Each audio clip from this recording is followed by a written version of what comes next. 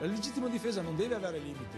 Se io sono a casa mia e sono offeso durante la notte o di giorno o qualsiasi ora, io devo poter difendermi e nessuno mi deve accusare. Io deporrò armi e rabbia, anzi prima la rabbia e dopo le armi, quando lo Stato mi dimostrerà che io posso fare la mia attività in sicurezza e in tranquillità e posso dormire la notte a casa mia senza avere questi timori, questi pensieri qua. E parlo per tutto il popolo, perché io avrò un'attività che è a rischio e che comunque non è giustificata, che da me continuano a venire a rubare, a fare rapine. Cioè in 10 anni mi sono trovato in mezzo a tre sparatorie. Io non sono né un killer, né un delinquente, neanche un poliziotto. Cioè io voglio fare il mio lavoro.